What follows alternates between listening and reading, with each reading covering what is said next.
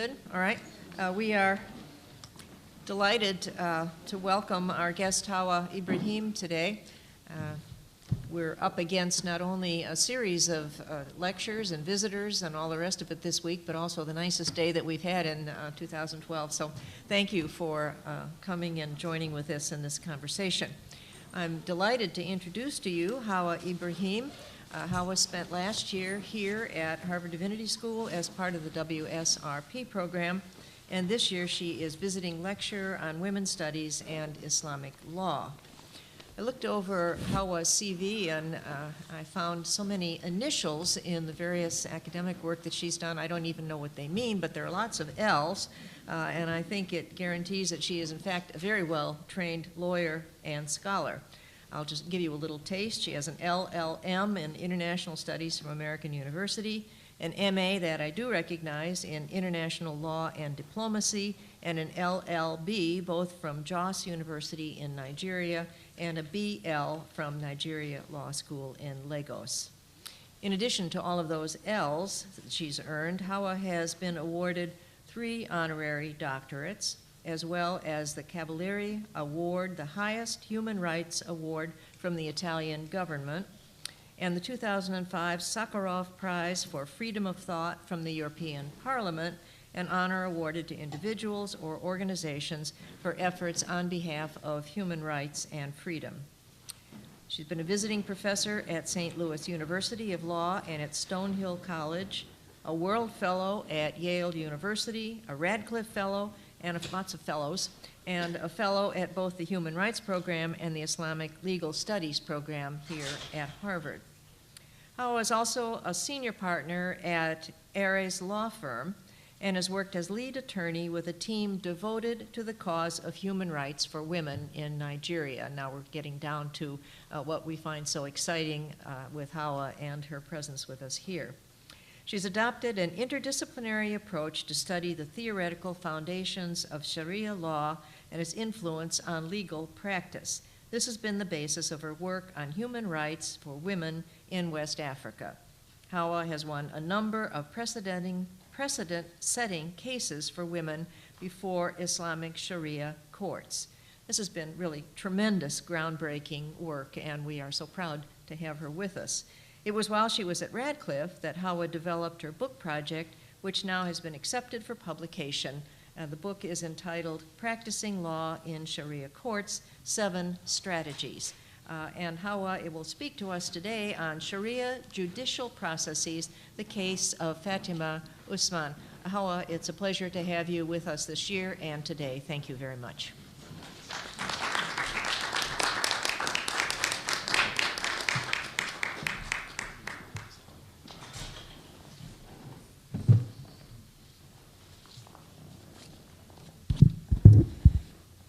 Thank you so very much for taking the day off to come here. Jane, thank you for the generous introduction. The past 3 years at Harvard, I had one experience I want to share with you. I found that this institution, everybody has a name for it. But for me, my experience has been, it has been a key that opened opportunities. And I'm a living example of Harvard being a key that opened opportunities, and I'll mention that in a moment.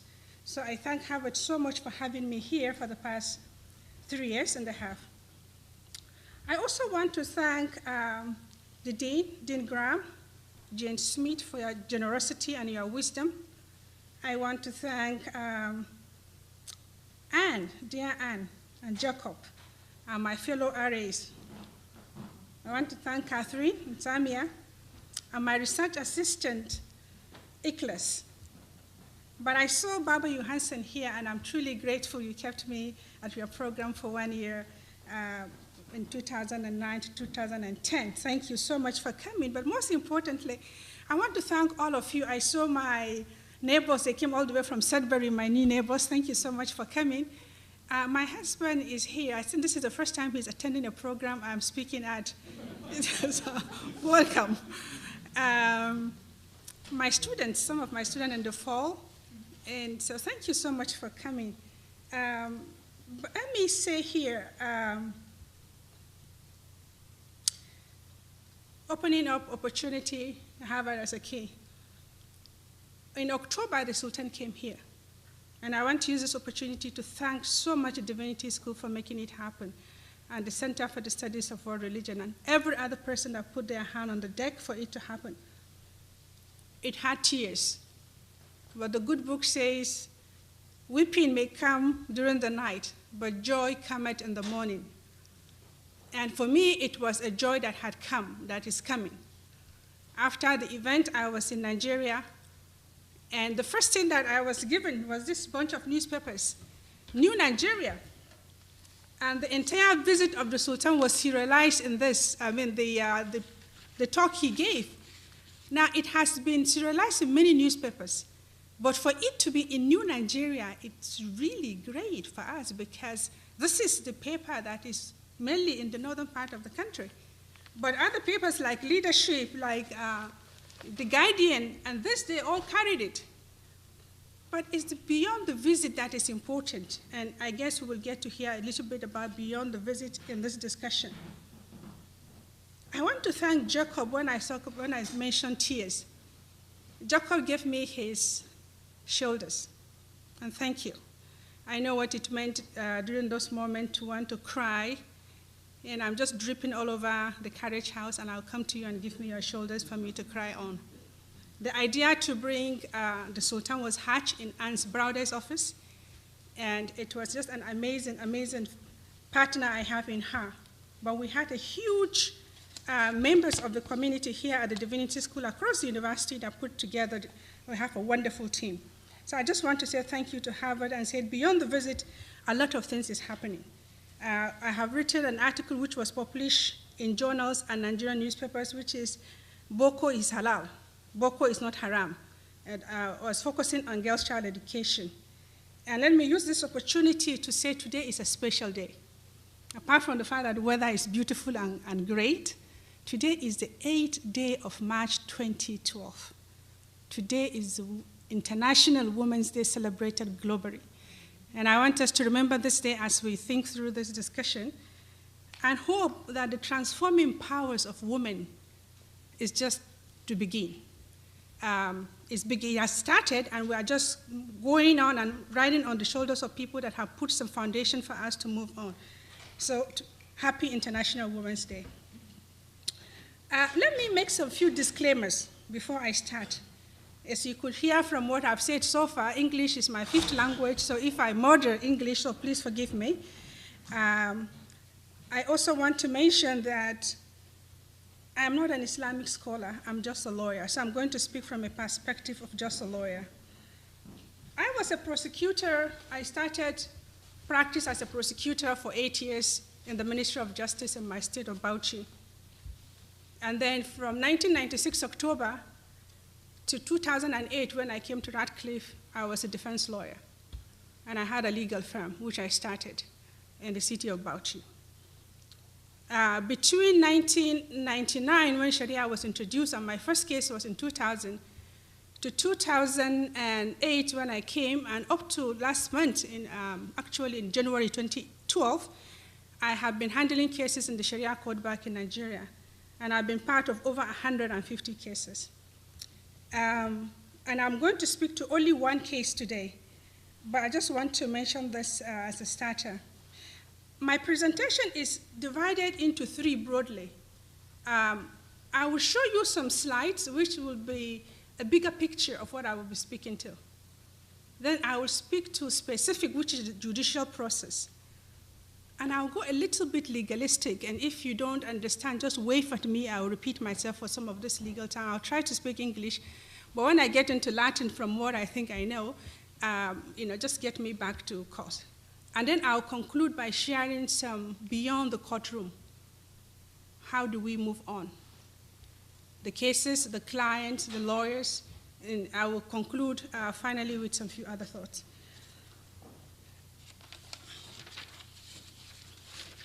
So this is Fatimah and Amadou. Actually, it's a case of Fatimah. But Fatimah, in this first case I handled, that a man was also sentenced to die by stoning. in Fatimah and Amadou, our introduction. This is Fatimah, and that is Amadou. I want to speak to, maybe just mention this by passing. I've said it in the past, but I just want to make mention. If you look at the map, within a contextual perspective, you see how big the continent is. So if somebody is talking about Africa, just be careful what you are hearing. What part of Africa are you talking about? You can take the United States and Alaska and put it in this continent. You can take China and put it in the continent. You can take Europe and put it in the continent, and you still have those brown spaces that has no country. So that's huge, is the continent. I just want to just make that as a poser. Africa is huge, beautiful, and rich in human resources and otherwise. It has a population now, according to United Nations, hitting to about 1 billion people in the continent. What we have next is a slide about Western Africa. We have about 16 countries in the West. You could see Nigeria right there, and the city is Abuja. I just wanted to mention a few things here. Nigeria has the largest population in the continent. From the statistic we have from the State Department as of this week, it has 162,471,000 people.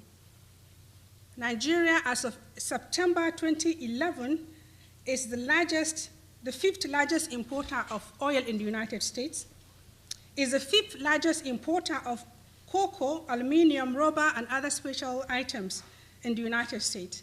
This information we also got from the United States Department of State. Is the sixth largest Muslim country in the world. And this is from Wikipedia. So I just wanted to mention that for the slide. Nigeria and Shariah. So this is the map of the country. And what I did here was to show you with the first map, the green color is northern Nigeria. And we spoke about the Sultan. The Sultan sort of is the head of Muslims in the country, but a lot of his powers, and this about 80 million or a little bit more in the country. Then the other map of Nigeria is the state practicing Sharia. There are 12 states that have announced Sharia. 2 of them do not still have Sharia penal code law, and I'll speak to some of this specific. But these are the 12 states that have announced Sharia. Now, I want to pause here and say Sharia, we always had Sharia. Now, depending on what history we are reading, some suggested that we had Islamic Sharia from the 7th century. It came in through Borno Empire. But subsequently, we heard from one of our speakers a few weeks ago that came.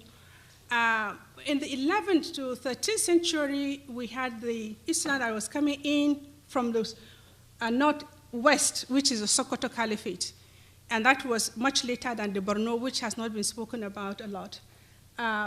But it's informative to know that we had this Sharia, and the Sharia had always been in the Nigerian constitution, to the best of my knowledge, up to 1999, which is the current constitution. It is limited, the constitutional provision of the Sharia is limited to issues of civil matters only. There are no criminal part of Sharia in the Constitution of Nigeria. And I'm speaking about Section 277 that created the jurisdiction of the courts of the Sharia Court of Appeal in Nigeria. Now, what we had in 1999 was the introduction of a new Sharia, which we call the new Sharia, which basically brought in 5 new offenses and 5 new punishments. There are many more offenses, but I'll just mention the 5 that we had in 1999. If you drink alcohol, you'll be flogged.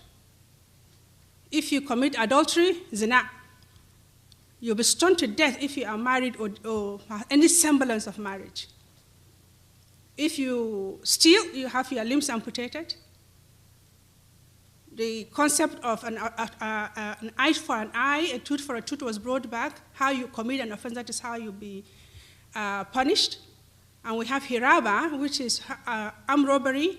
And you use arm and you killed, and then you'll be crucified. And then apostasy was introduced. So these are the 5 new offenses that came in. And I will show you the Penal Code of Northern Nigeria, which I have a clip here, and I have the book with me. What we had as Sharia under the Penal Code of Northern Nigeria is basically the same with the Sharia penal code law after 1999. Maybe 80 to 90% is the same. And if you want us to talk about some of this detail, we could do that in Q&A, and I'll show you a little bit of that on the clip. So I just wanted to make this point for this slide. Now, I want to introduce this briefly, and I may come to it later. So this is the crowd. This is a typical Sharia court, and this is actually the case of Amina Lawal. So this is the courtroom. It's a male space. They say a picture is worth 1,000 words. So this is actually a male space. And so it's a new space for a female advocate, and we could talk to that in a moment. The next slide is how do you negotiate a space as a female advocate? This is trying to negotiate a space. The first slide up there are the judges. These are the judges that acquitted Amina Lawal. The one in front, unfortunately, died a year after. The three judges were amazing. The third one on the row dissented. So we had a judgment that was accepted by these two, and nobody has yet studied the judgment of the third one, which is what I was trying to do at a point, and I'm still working on that. He's the only judge on appeal that said Amina should be stoned to death. So it was not a unanimous decision on the appeal court. So the third one said she should be stoned, but because two agreed, she was set free and she was discharged and acquitted. That is the same courtroom part of it. And here is one I said the picture speaks 1,000 words. These are the lawyers in the front. And I will leave you to imagine what this picture is all about. I'm the first one there with the file, and you could see the male lawyers practically with no book in front of them, but we could talk more about that. This I got from Amnesty International. I don't keep record. That's a problem I have without record. So this picture of the lawyers, the third one on top, I got it on this paper, which is a Norway international newspaper, magazine. It's Amnesty International. So I got the picture from there, which is actually this picture, if you can see it. The next slide. So let me introduce the Nigerian legal system. And what I want to mention here is that the sources of our laws are the Nigerian Constitution. We do have a constitution. The country has a treaty of government. It's similar to the United States Constitution. We have the executive, the judiciary, and the legislators. We have legislation. We have the common law, which is a byproduct of our colonization from Britain. We have the Shariah. And then we have customary law and judicial precedents. So these are the sources of the Nigerian law, and we can talk about them in detail if you want in the Q&A. So just take note. We could speak to it. This is the hierarchy of the court we have in the country. The Supreme Court is the highest court in the land. The Supreme Court, next to it is the Court of Appeal. These two courts are called the sort of the federal court in a way. And all Nigerians are all entitled to all these courts, depending on which one you want to take your case to, but you have a right of appeal to the Supreme Court. That is a constitutional right by the Nigerian Constitution. Under the Court of Appeal, we have these three other courts. Each state, we have 36 states in the country. Each of these 36 states have a right to have a state high court. We have a federal high court which deals with special jurisdictional matters. And then we have the Sharia and customary courts of appeal. They have the same sort of jurisdiction on the same line, and they all appeal their cases. If there's any appeal, it goes from this court to the Court of Appeal. I will speak to that a little bit on Fatimah's case because we didn't get to the Sharia Court of Appeal. We went there, but that was where the case sort of stalled a little bit. Under those other three cadres of court, we have the magistrate and district courts. Then you have the Sharia and customary courts that the state usually will promulgate. Now, under this magistrate and district court and Sharia and customary court, states are allowed to go ahead and formulate and pass legislation to have as many courts as they want. And we also have traditional courts. So if you move from one village or from one society to another society, you're likely to find a court that is traditionally administered by the locality, which is not part of this, but the states have right to do that. Okay, now the case of Fatimah. Fatimah was married, and she had 5 children, and she was divorced. And she came to stay with her father, and this is year 1999 to 2000. She came to live with her father in the village of Lombata, that's the name of the village. Fatimah's neighbor, her father's neighbor, is a man called Amadou, which is the first picture you saw. Fatimah fell in love with Amadou. Sometime in 2000 and 2001, they had sexual relationship, and Fatimah became pregnant. Fatimah became pregnant, and the village was in distress. Remember, a woman is not supposed to be pregnant without a husband. It's not accepted in any of our society. So the village was completely distressed. And they decided, we have to meet and resolve this matter. This has never happened here. So they call a meeting of the elders. And they call, elders are not women's space, it's male space. So they call Fatimah's father, and they call Amadou's parent. And Amadou was invited. And they had a discussion. And it was resolved, and Amadou accepted that the pregnancy of Fatimah was his. It was shameful, he apologized. Fatimah's father apologized. Amadou took responsibility, and that was the end of the matter. Responsibility, he says, I will give you 300 naira every day. 300 naira is like $2. Every month, I'll give you that, Fatimah's parent, to take care of the baby. The name of the baby, they name her Firdausi. It's a girl. So I'll give you 300, but in addition to the 300, I'll go to the mountain. It's a precious things that he has accepted to do in our society to get wood, because it's a rare commodity to get wood to boil water. So I'll get you some wood to come and help in the process of the 40 days of bathing, the traditional bathing. But I will do a little bit more. I will also be bringing some water for the 40 days that you are in the period of the cultural bathing. So I'll give you water, make wood, and pay 300. 40 days was done, and he decided to withdraw with even the 300 naira he wasn't given. And Fatimah's father was upset and started demanding from Amadou, after all, your baby is ill. Firdausi is so sick. I'm the only person taking care of her. I need more money. Amadou is a security guard in the market. He makes next to nothing. So he said, I don't have much money, but I will, just be patient. I'll give you more money after some time. He never did. Fatimah's father got upset. In the meantime, Fatimah has gotten another husband. She has married and divorced and remarried. So she had married and divorced and remarried for the second time. And Fatimah's father wanted more money from Amadou. And when he couldn't get, when she married, she couldn't take the daughter with her because the culture does not allow you to take another man's small baby with you when you get married to another house, to another man. So she left the daughter with her father, and that is a demand from her father to Amadou. So he couldn't give her, he couldn't get the money, and he decided to start discussing it. How can he get more money from Amadou? And he went to a friend. I said, I know what to do. I will help you. So he took him to the area court. Now they call it the Upper Area Court. Remember, this is 2001. There was no Sharia in Niger State. Niger State started Sharia, and the state where this matter of Amadou is called Niger State. It's one of the states of Sharia that I showed in the map. So he took him to the Sharia court, the upper area court.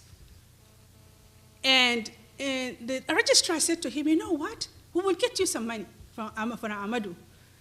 And the father filed a charge, and the charge he filed was called defilement. Have you had that charge before? He defiled my daughter. So because he has defiled my daughter, I need him to do something to pay for that. The chastity of his daughter has been violated. So the case went on. Amadou was called to court. Fatimah was called to court. There was an adjudication. The record of the court, which I brought you a sample. Usually the record of the court will look something like this. It has 3 languages. So it has a bit of English. It has a lot of Hausa and Arabic. So this is a typical record of the court. So you could see the Arabic inscription, if you can see. Mostly it's written in Hausa, and of course the case is in the Sharia, Upper Sharia court of, okay? So if you want to talk about language, I will speak to that, but I want you to know there is much more than just simple case on the face of it. So this is a typical case court record. So they were charged under, the charge the father filed was defilement. Now the court framed a charge. It framed a charge under the Penal Code Law of Northern Nigeria, not Sharia. And he charged them under Section 387 and 388 of this Penal Code Laws of Northern Nigeria, which is the law that we have in operation since after independence in 1960. And what is the section saying? I'll show you a clip in a moment. The section is saying, is speaking to adultery, and the punishment for adultery under this law is 2 years imprisonment or fine. But the judge fined them 10,000. And if they cannot pay fine, they should go and serve 5 years imprisonment. Remember, the law says 2 years. Okay? The judge say 5 years imprisonment or 10,000 naira. Of course, they can't find 10,000. It's a lot of money. So they went to the prison. He sent them to the prison. And that is where we came in. That's the beginning of the judicial process for a lawyer like me. And that's where I begin. That's where my narrative now takes up. So what do you do when you have a case, a trial court record like this? But before this, the first thing we do as lawyers is to form a team. It's very important that you don't think it's a one-person show. It must be a team of locals, and I'll speak to that at the end, beyond the courtroom. A team of people that disagree with you, mullahs or hizbah, or the people that implement Sharia, local lawyers. You just have a team. But after forming the team, what do you move? What do? You now go to the court, the trial court, and get this record. Now, this record, like I said, is in 3 languages, so you have to really get the team that could understand those 3 languages so that you can be able to formulate the case. Okay? So, you get the trial court record, you articulate the issues, and I'll talk to the issues in a second. Then you file your case. Depending, in this case, we file it in the same court because we wanted bail. But I said I skipped something. Let me come back. So you remember he has charged them, he has framed a charge under Section 387 and 388, 5 years or 5 years imprisonment or 10,000 naira. Ikhlas, is that correct? 5 years or 10,000 naira. Okay, yes, that's correct. Okay, he sat and reversed himself. The judge sat functus officio after he has completely performed his duties. The Upper Sharia Court Judge of New Gau sat on his own and said, you know, the state announced Sharia some few weeks ago, so now because Niger State had become Sharia state, I am going to reverse my judgment without appeal. And he reversed his judgment. The first judgment was given on the 5th of August. He reversed his judgment on the 26th of August and charged them to be stoned to death. And when I spoke last year, I was saying this Fatimah's case is worse than Amina's case, and I'll get to that. So you understand where I was coming from. So both male and female are stoned? Yes, yes, there was. Usually hear the woman. This is the first case I handled. You're right.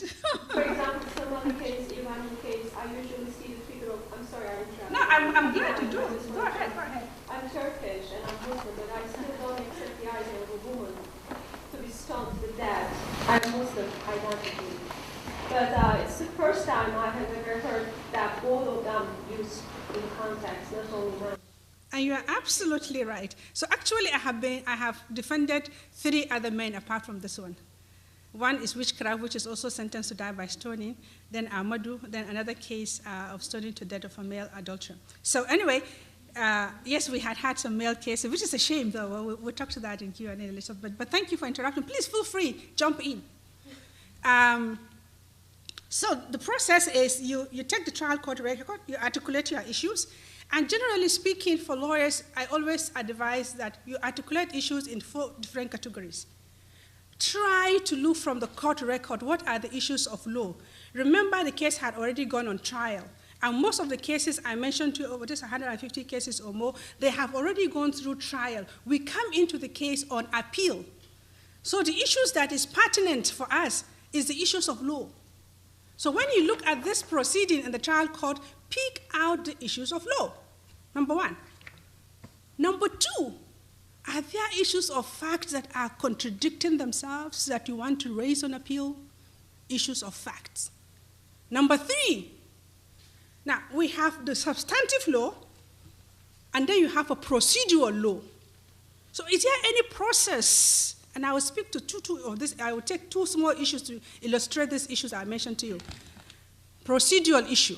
And the last one is technicalities. So I said group the case in 4, to try to get the entire perception from 4 different angles.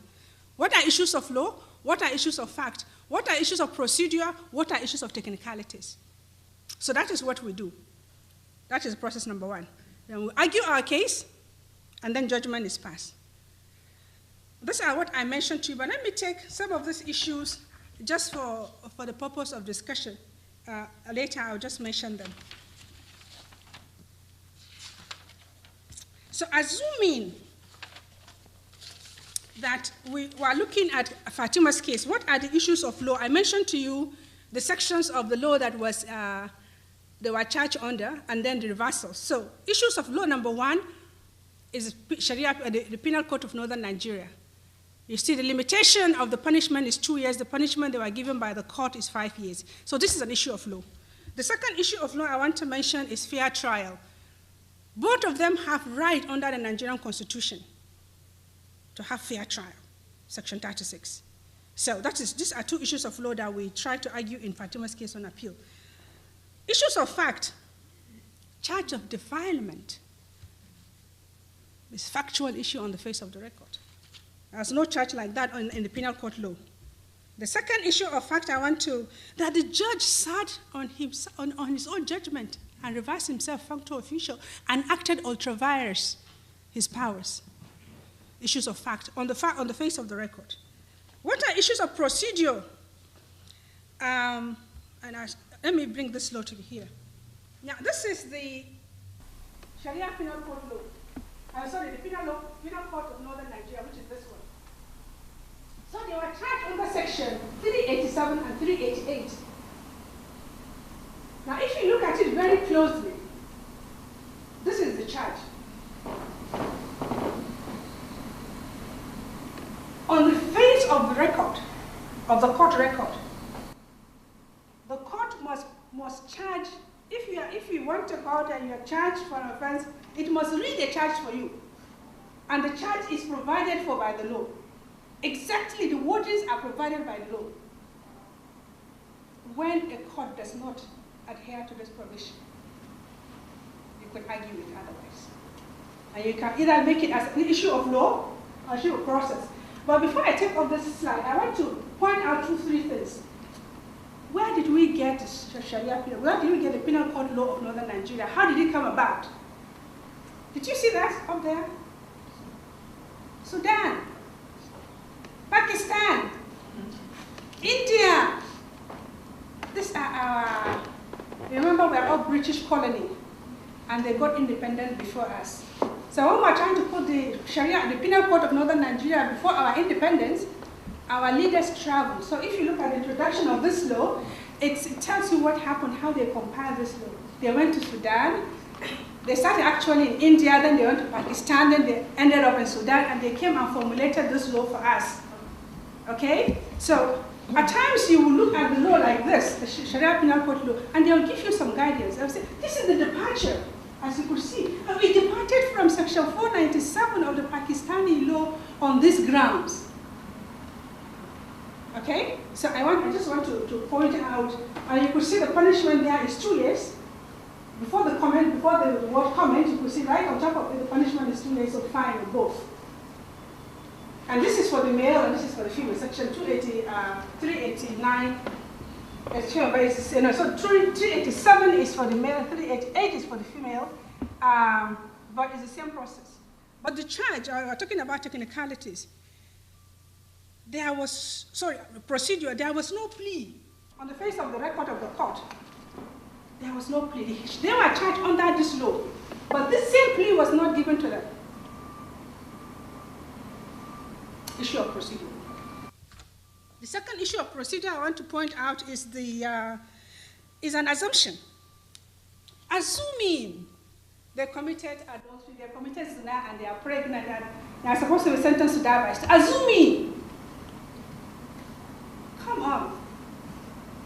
We are talking about Shariah, or Penal Court of Northern Nigeria. There are processes, there are procedures. In fact, this one has clearly stated, how do you prove it? The accused must have an intercourse. But you see, when he reversed himself and said that they committed zina, he put himself in a tighter corner. Because there are 3 basic proofs of zina. Who knows them? Anybody want to volunteer? 4 witnesses, 4 male, Muslims, sane, of good character. Who saw the act? Who actually saw the act? Come to think of it, they saw the act really practical. There is no cover. I don't want to, but you know what I mean. They really saw the act. No one person will see the act and run and come and say, you come with me. Come and see what they're doing. No. And you know what some scholars have written about this? It's impossible. It's impossible for 4 men, even if, unless the person is insane, for 4 people to see you in the act of adultery. Assuming they committed that, that is a proof that they need to show that these 4 men have seen. If they have not come, who knows the punishment for them? 80 flogging publicly. If 4 men didn't come to say they have seen it together, they are liars. And it's qazaf. So they should be flogged 40. That is the provision of Sharia. The second proof of zina is pregnancy according to our law. Now you can dispute pregnancy, we can argue it up and in and out. Come on, this is 2002. With technology, at least in your country you can go to a bank and get some, you know. The key word, operative word for zina is sexual intercourse. For me, the key word there is penetration. Now, where there is no penetration, and then there is no zina. So, in essence, there is no proof on the face of the record of zina. Come on. Pregnancy as a conclusive proof of adultery, of zina. So that is an issue that was not clearly proved on the record of the trial court. The last issue. Anybody knows about the last issue? We spoke about witnesses, pregnancy. And she confesses. Exactly, confession. And confession is a hard thing to prove. Remember the Shubu prohibition. Professor Baba Johansson will say much about that. I went there, did she confess? Was the confession voluntary? Or was she coerced into confessing? Now we have hadith and the Quranic verses. You cannot base a conclusion of zina from confession, especially when there is a doubt. It must be resolved in the favor of the accused person. So let's assume that this is true, okay? This have failed flat on the face of the record. So we are talking about those issues of law, fact, procedures, and the last one is technicalities. So who reports zina? report zina before men, or the father, or Fatimah, or her husband? Now, in some Pakistani decision that I read, it's like the husband report. And you know, he may have to take some oath. He may have to go through some other procedure. If you decide to say your wife has committed zina, you have to show reason why they should be believed. In this case, Fatimah was married. Fatimah was remarried. Actually, she was in another husband's house when they went and got her and brought her to court. And she was pregnant, 6 months pregnant. So she was taken to prison with a 6-month pregnant that belongs to another one. So you see, a little bit messy the case is. So that is the case of Fatimah. Her father reported. Her father wanted money for deferment, not zina. So this is one issue of technicality. The other issue of technicality I want to mention is that, remember I kept saying, there was no law in 2001. Actually, the law that, up to today when I cross-checked with the Federal Ministry of Justice and also the Ministry of Justice in the United States before I came here, they have a bill before the House of Assembly. So there was an announcement in 2001 that United States has become a Sharia state. And the administrative law was passed into law, the administrative law, not the substantive law, in November, on the 5th of November, 2002. So technically there was no law when she allegedly committed zina. Does that make sense to you? Technically you can knock it out completely. So on those grounds, we can just knock out the case of Fatimah. But these are grounds that we look at when we do the processing. Okay, I have shown you this slide, but let me go to the slide of the hudud, which is actually the Zamfara State Sharia Penal Court law. Now, what happened when Nigeria introduced Sharia? I mentioned to you that Sharia was announced by the state of Zamfara on the 25th of October, 1999. So all the laws that started the Sharia in most of the states took their lead from this Sharia Penal Code law, and it's in 2000. So the provision of zina is section 126 and 127, and this is what it says.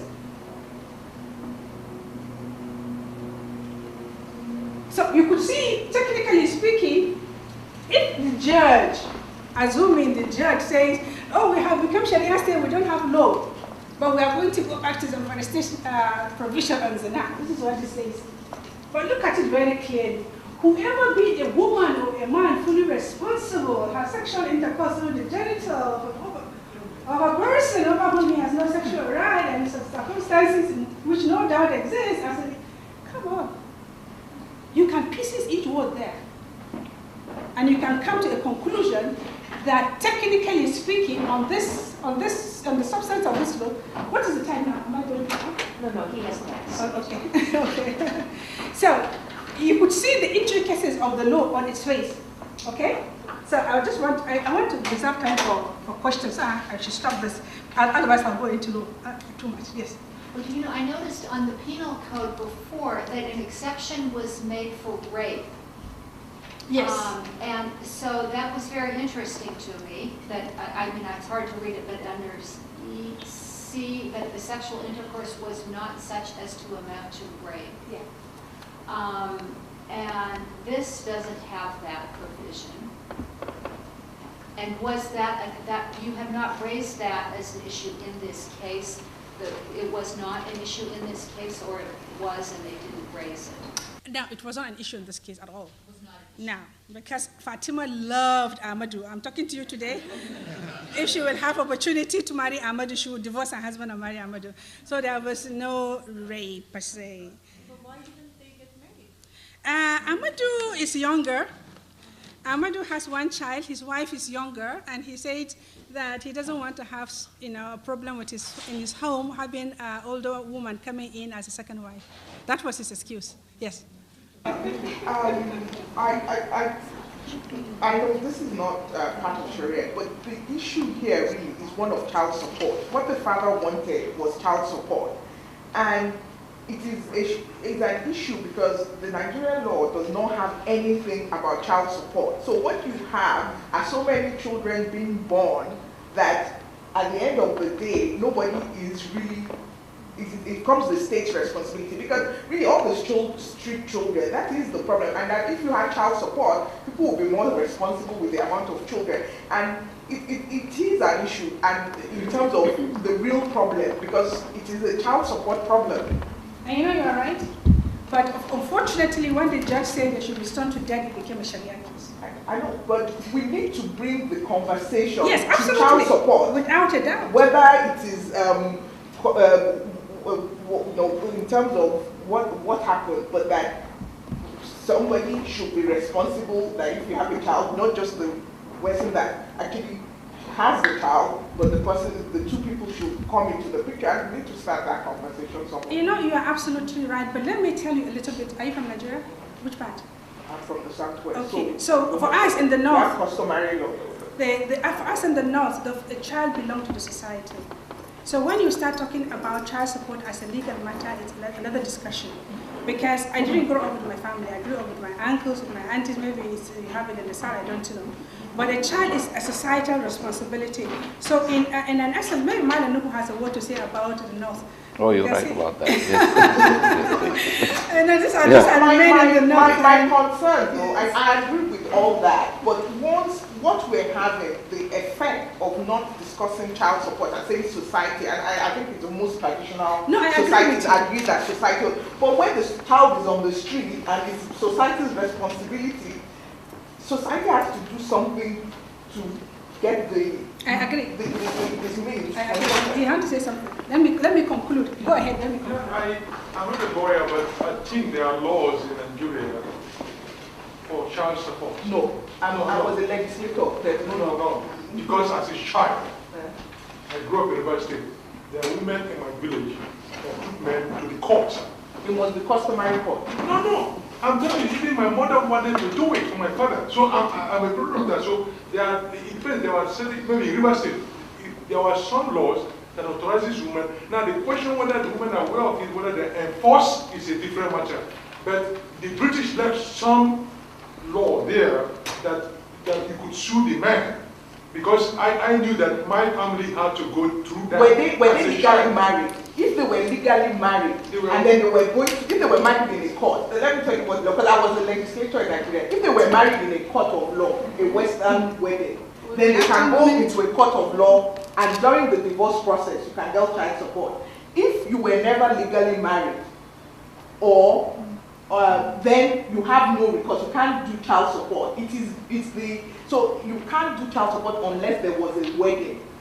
So excuse me. Jane. Finish hearing the talk. Yeah, and then let's we- just ask if Helen can finish her prepared comments, and then we can engage in a more informal conversation. Okay, she's about. So we'll do that. Okay. Now, actually, what is happening is interesting for two reasons. He is from the southeast, she's from the southwest, I'm from the north. So it's like Nigeria here. And so you're hearing, like I say, Sharia is only in the north, as you saw. There is no Sharia in the south. The south is mainly Christian, the north is mainly Muslim, a different culture, a different perspective a little bit. Also different from the southeast. But it's interesting discussion, I'm sure you can work with it later. But let me conclude by saying, beyond the courtroom, what next? Beyond the courtroom. So I'll mention three things and I'll stop. Now for me, we can win. Okay, let me go back to this case a little bit to conclude that case. So they were in prison, we met them in prison, we filed bail sometime in October 2003. And they've been in prison maybe for 2 or 3 months then. They were given bail. In a very interesting way, we can go into how they got the bail. And then they went home. But the case is not over because we did file a case before the Sharia Court of Appeal in Mina, Niger State. We have to do that because we have 30 days on which by law, if we don't appeal, we may have them back in the prison. So we have to go to the Court of Appeal. But after going to the Court of Appeal, come on, this is maybe the 20, 30 case that I've been part of. and now we have become a little wiser. Remember, up to today, we still have the 1999 Nigerian Constitution, which is the grand norm of the country, which is the operational law in the country, which is the one that provided actually for all the states. Okay? So what had happened, the introduction of Sharia has not affected the 1999 Constitution. The Sharia court, you saw the hierarchy of the court. The Sharia court is a creation of 1999 Constitution. So what we did was to go back to the Sharia court in writing. I wrote a letter. I have it.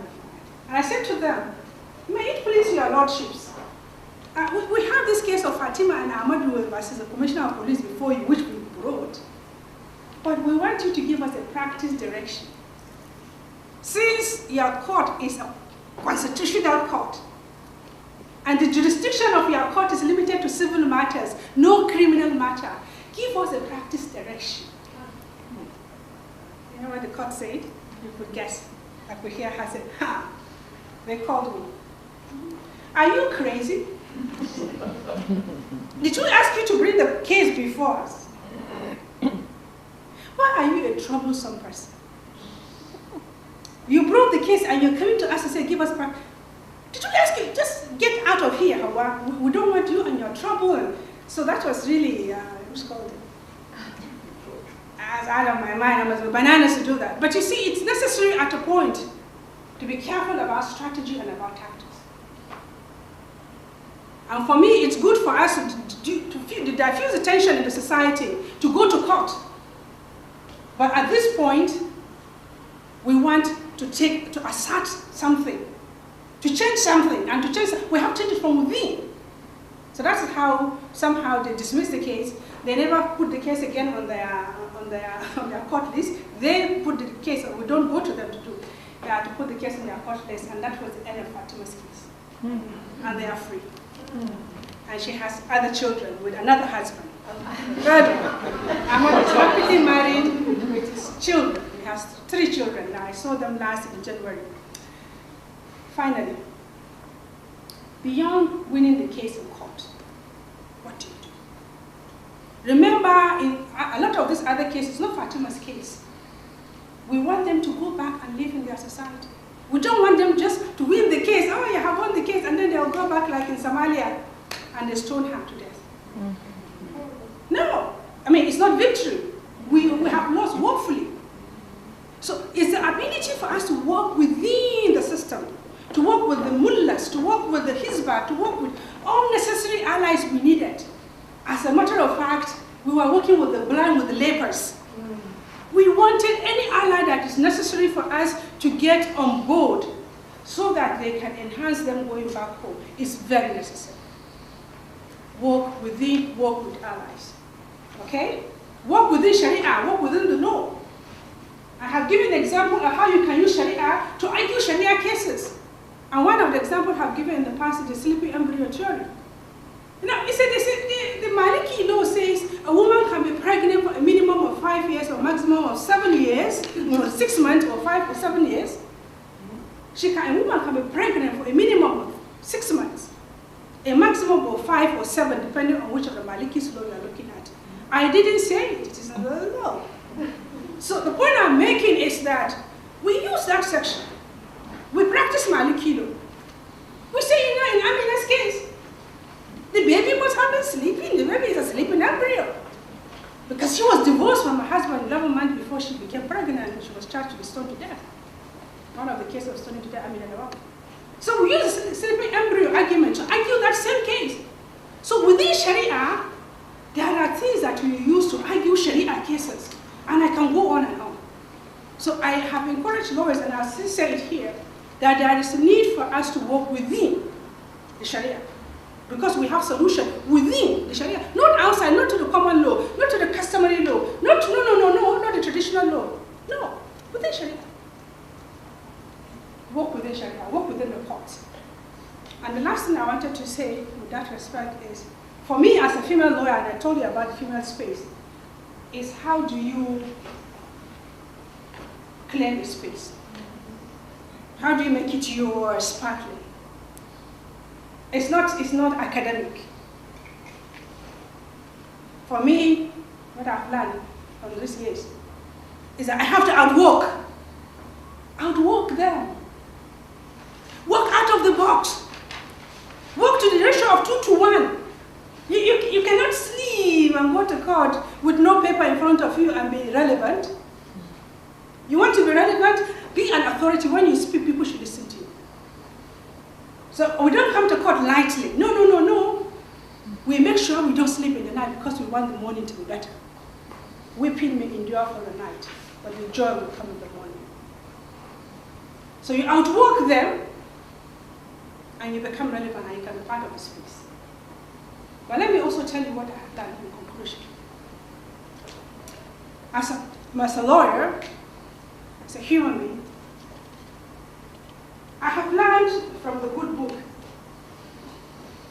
And I wake up daily to think about some of these things. You say something like, oh, I was thirsty and you gave me water. I was hungry and you fed me. I was naked, you clothed me. And the answer from the good book for his disciple, he says something like, oh, when did you before were you thirsty when we gave you water to drink? Or when did we clothe you when you are? And he said, when you do it unto these people. Fatimah and Ahmad, I don't take offense to what I do. You do it unto me. When you do it to me, you do it unto the Almighty. So I have learned in my practice that is doing unto others, not because they have something to give us. It may sound very silly because I'm in the United States environment. You don't take money, how do you get your money? You know, I have been paid, and I started by saying I have been paid by Harvard. You know what you have done in this, is both students and lecturers and everyone here, Jane especially, and the dean. You have given me an opportunity not only to rethink and recreate myself, but bringing the Sultan has changed over 80 million people from where I come from. If I have collected money and been paid, maybe I wouldn't, maybe not. So I have been paid. I have not been paid by a client because they cannot afford to pay me. But do unto others. Give them the water. Clothe them when they are naked. You do it unto Almighty. And that is what I have learned in my practice. And most importantly, I just want to say thank you so much for giving me your ears to bore you to death this afternoon.